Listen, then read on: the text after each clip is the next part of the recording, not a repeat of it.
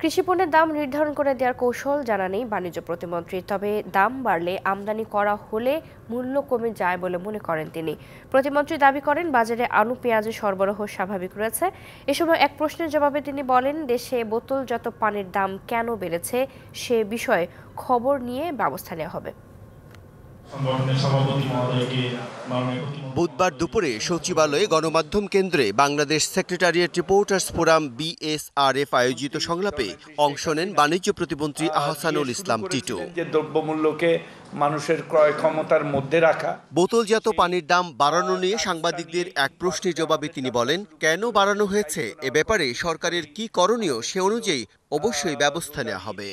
নিত্য প্রয়োজনীয় প্রায় 30টা পণ্যের বিভিন্ন বাজার থেকে সংরক্ষিত দরগুলি সংরক্ষণ করে আমরা বাজারটা মনিটরিং করি। আমি খবর নিব এটা যে কেন বাড়ানো হয়েছে এবং এ ব্যাপারে আমাদের কি করণীয়, অবশ্যই আমরা এটার ব্যবস্থা নিব।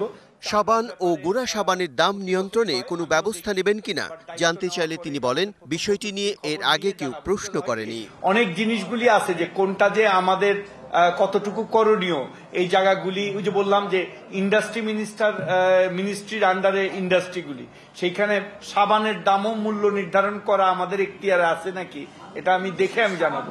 প্রতিমন্ত্রী বলেন, কৃষি পণ্যের মূল্য নির্ধারণ করে দেওয়ার মেকানিজম তার জানা নেই। বা ধরপাকড় করে বা মানুষকে করে আপনি কিন্তু এই ফ্রি মার্কেট ইকোনমিতে আপনি প্রাইস কন্ট্রোল করতে পারবেন না। Bijan Kumar Das, DBC news, Dhaka.